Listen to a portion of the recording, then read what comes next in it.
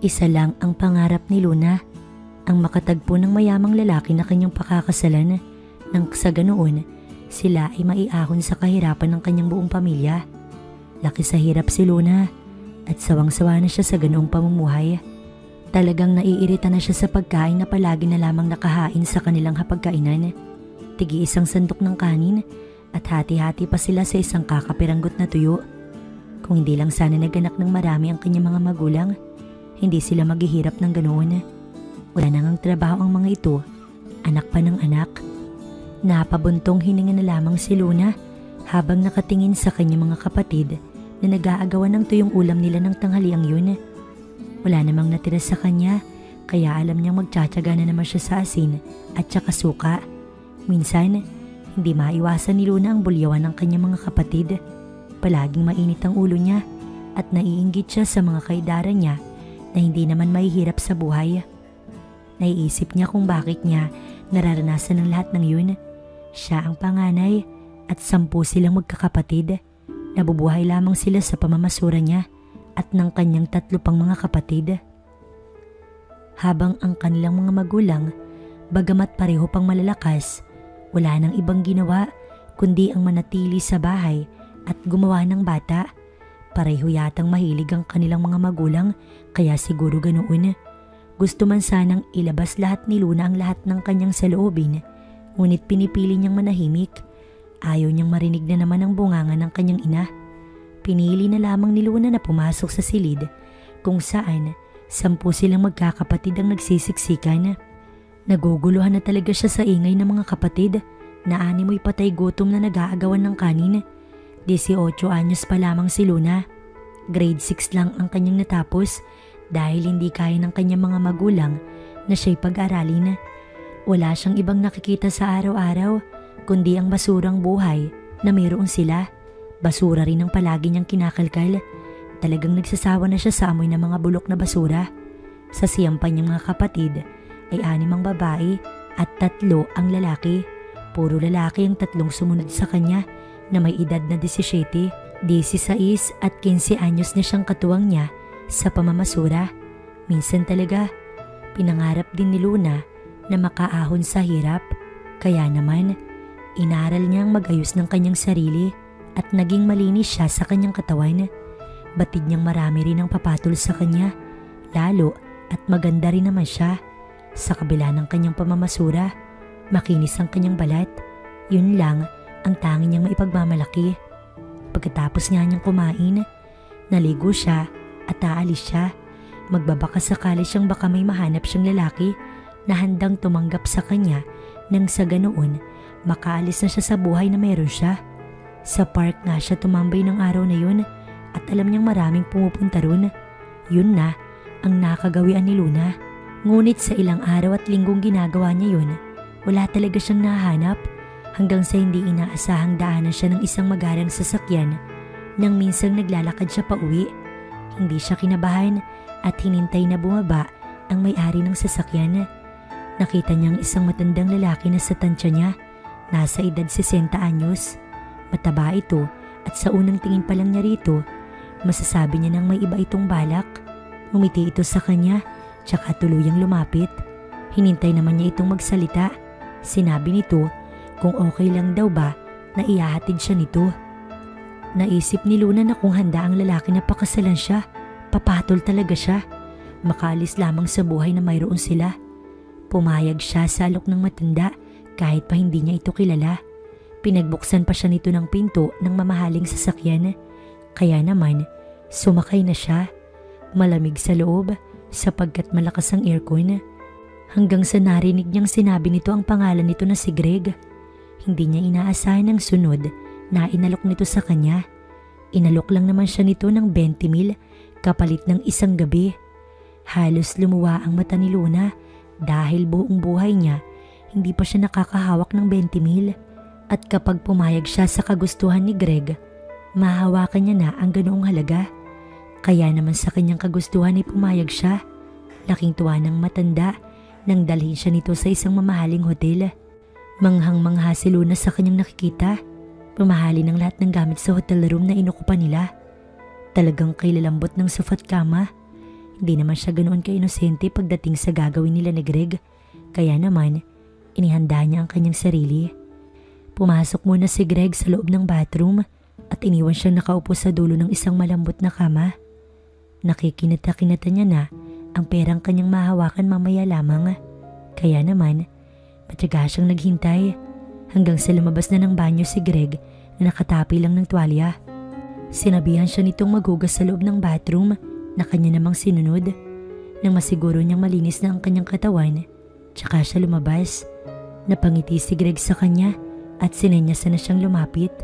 Bahagya siyang kinabahan, ngunit iniisip niya ang perang kanyang makukuha. Tiwala naman siya natutupad ang matanda sa kanilang usapan. Bahagya pang napaigtad si Luna nang maramdaman ng magaspang na kamay ng matandang si Greg na banayad na humaplos sa kanyang pisngi.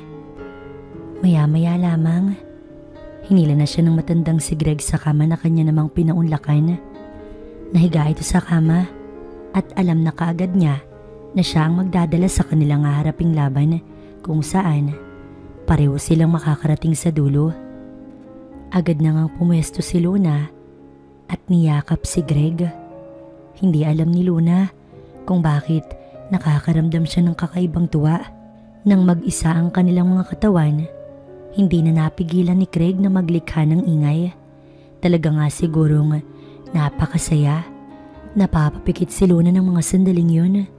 Hindi niya alam kung saan kakapit. Parang balo si Luna na hindi malaman ang gagawin. Naisip niya na bukod sa masisiyahan siya, magkakaroon pa siya ng pera. Ginalingan niya ang ginagawa niya. Kaya naman, awang ang ngalabi ng matanda at ganoon din naman siya. Habol nilang pareho ang kanilang paghinga at talagang mas lalo pang sumidhi ang nararamdaman nila.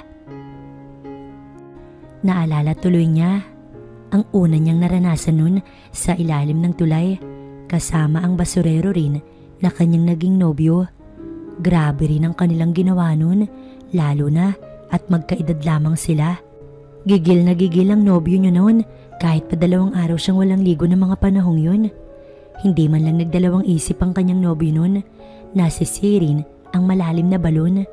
Pareho silang nasiyahan ng araw na yun kahit pa puno ng basura ang paligid. Para kay Luna ay isa iyong magandang karanasan. Kung hindi na nga lang namatay sa sakit ng kanyang nobyo, sana sila pa rin hanggang ngayon. Dahil kasi sa hindi malinis na kapaligiran, namatay ito 2 linggo pagkatapos ng may nangyari sa kanila. Biglaan lamang ang pagkawala nito, kaya naman nasaktan si Luna. Sa katunayan, palagi niyang namimiss ang kanilang ginagawa nun na kailanman hindi na nila magagawa pa. Ngunit ngayon ay kanyang ginagawa kasamang isang matandang lalaking si Greg. Hindi bali na at magkakapera naman siya. Ilang minuto pa, hindi na napigilan ni Luna na mapahiyaw nang maramdaman na malapit na siyang makarating sa dulo. Pasidhi ng pasidhi ang kanyang nararamdaman at kulang na lamang mawalan siya ng kamalayan. Napapagod na siya, ngunit hindi niya yun ininda at nagpatuloy lamang. Kailangan niyang makarating sa dulo sa lalong madaling panahon at alam niyang kapag natapos si Greg at nauna ito sa kanya ay hindi siya makakarating sa dulo. Hindi naman siya nabigo at ilang saglit pa, sabay nga nilang narating ang dulo. Nakagat pa niya ang kanyang pang-ibabang labi. Pareho silang hinihingal at pawisan, samantalang walang ibang ginawa ang matanda, kundi ang mahiga lamang. Sinabi naman ng matanda sa kanya na talaga namang nabigay nito ang gusto nito. Kaya naman, laking tuwa ni Luna nang magbilang ng pera mula sa pitaka ang matandang si Greg. Saktong 20,000 nga ang binigay nito sa kanya at hindi lang yun. Bago siya umalis, sinabi ng matanda sa kanya na nais daw nitong maulit muli ang ginawa nila. Sa madaling salita, gagawin daw siya nitong sugar baby. Napangiti na lamang si Luna. Bukod sa nasiyahan, naabot niya rin ang kanyang pinananabikan. Masaya siyang umalis at dumaan muna sa pamilihan. Maraming pagkain ang kanyang binili. Alam niyang matutuwa ang kanyang mga kapatid at hindi na mag-aagawan sa pagkain ng mga ito. Kinabukasan na lamang siya bibili ng isang sakong bigas at masyado ng gabi. Malawak ang ngiti sa mga labi ni Luna. Kung araw-araw niya iyong gagawin, tiyak na may 20 mil siya araw-araw. Malaki na iyon para sa pangangailangan nilang mag-anak. Tuwang-tuwa si Luna habang pinagmamasdan ng kanyang mga kapatid at magulang na masayang-masayang pinagsasaluhan ng mga pagkain kanyang binili. Litsyong manok ang kanilang ulam at talagang paborito iyon ng lahat. May natira pa sa pera niya, kaya naman iipunin na lamang niya iyon at kinabukasan, bibili siya ng kanyang damit nang sa ganoon, mas lalong mahumaling sa kanyang matandang si Greg. Nang gabi ngang yon, halos hindi makatulog si Luna. Iniisip niya ang mga nangyari. Iniisip niya na sana kinabukasan, ganoon pa rin, magkakapera ulit siya at makakatikim ng saya. Kinabukasan, alas 8 ng umaga umalis si Luna upang mamili. Isinama niya ang kanyang kapatid na sumunod sa kanya at kailangan din niya ng tagabitbit. Bumili siya ng ilang pirasong bestida at binilhan din niya ang kanyang kapatid. Pagkatapos, kumain sila ng tanghalian doon sa isang karinderya. Alas 2 na ng hapon nang pauwi niya ang kanyang kapatid, dala ang kanyang mga pinamiling damit at bigas. Balak kasi niyang abangang muli ang matandang si Greg katulad ng kanilang pinag-usapan. Nang makasakay ng tricycle pa uwi ang kanyang kapatid, ay tsaka naman siya nagpunta kung saan siya daraanan ni Greg. Naghintay siya roon ng ilang oras at talagang hindi siya nagsawa. Alam kasi niyang darating ang matanda. Halos hindi siya makapaghintay pa na muli niyang matikman ang kamandag ng matandang si Greg. Sa kabila kasi ng edad nito ay talaga namang siya'y naadik. Nang sa wakas, namataan ng dalaga ang mamahaling sasakyan ng matandang si Greg. Hindi siya nabigo nang huminto yun sa kanyang harapan. Kaya naman, binuksan niya na ang pinto sa front seat. Ang nakangiting mukha ni Greg ang bumungad sa kanya. Alam na agad ni Luna ang mga bagay na nasa isip ni Greg at maging siya, nagagalak sa iniisip. Tiyak na malaking pera na naman ang kanyang matatanggap mula sa matanda. Oras na mapasaya niya ito ng gabing yun. Ngunit bago siya nito dinala sa motel, dumaan muna sila sa isang mamahaling restaurant kung saan purong mayayaman lamang ang nakakapasok. Hindi siya makakapasok sa ganong restaurant kung hindi dahil kay Greg. Kaya naman, sinamantala niya na ang pagkakataon. Hindi man nakma sa restaurant na yun ang kanyang kasuotan. Ang mahalaga, makatikim siya ng mga mamahaling pagkain na tanging mayayaman lamang ang kumakain. Talagang nagpakasasa si Luna sa mga pagkaing inihain sa kanila ni Greg. Noon lamang niya matitikman ng ganoong mga pagkain. Kaya naman, nilantakan niya na. Tuwang-tuwa naman ang matanda habang tinitignan siya at sinabi pa nitong damihan niya ng kain at baka magutom ito sa kanilang gagawin. Napangiti na lamang si Luna. Tiyak na mayroon talagang iniinom ang matanda para lamang magawa nito ang bagay na iyon. Pero wala na siyang pakailan pa ron. Ang mahalaga ay ang perang kanyang matatanggap at ang ligayang kanyang malalasap.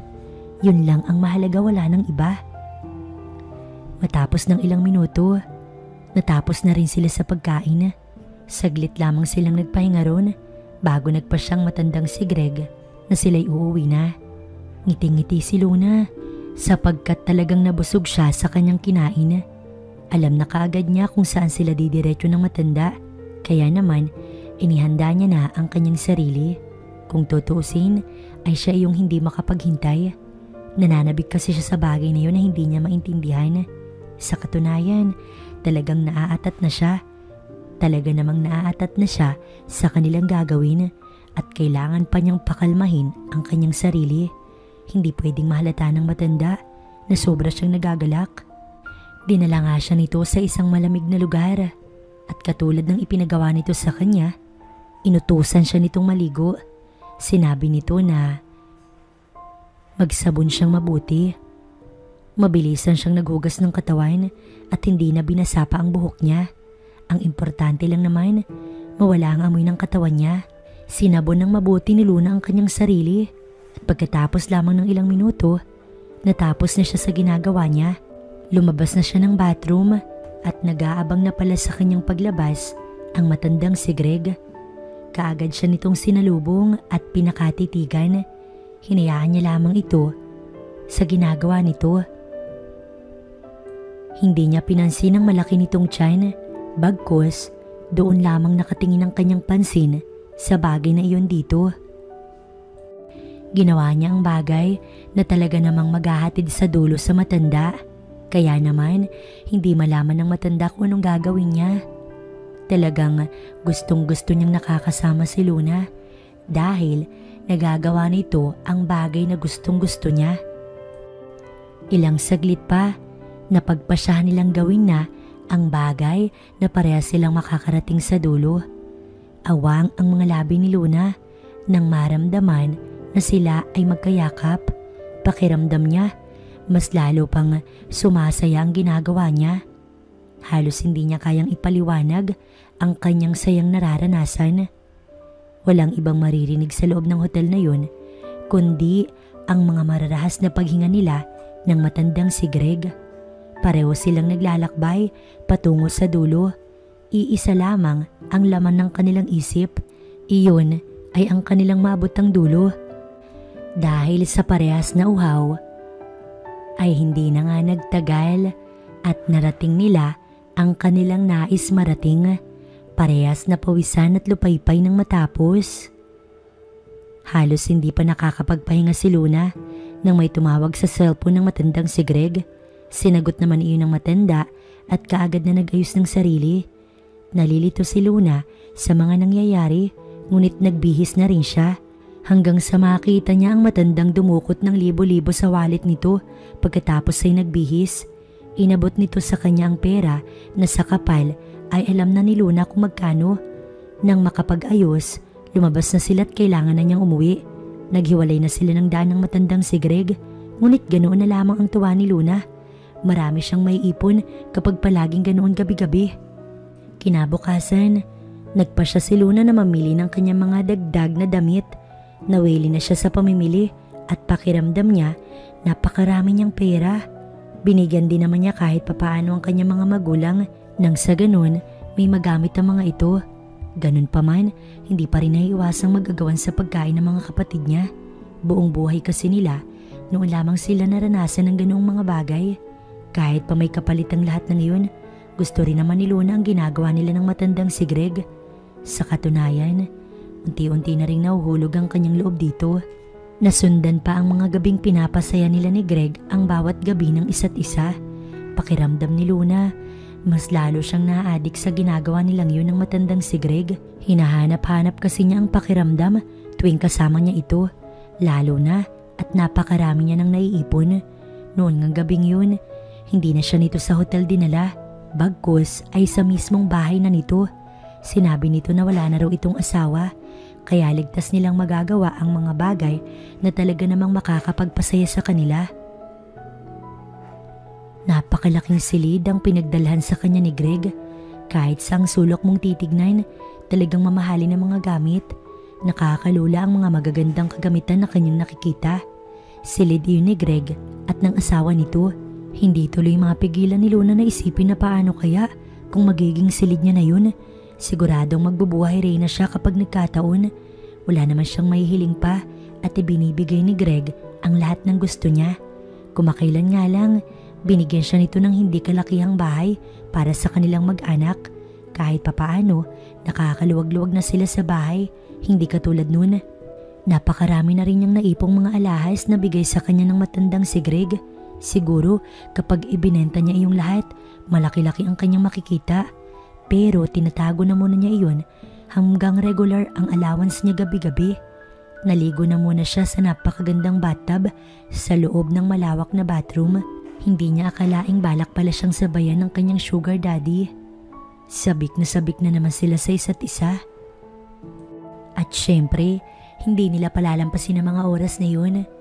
Gagawin nila ang bagay madalas nilang ginagawa, ang bagay na nakakapaghatid sa kanila sa dulo.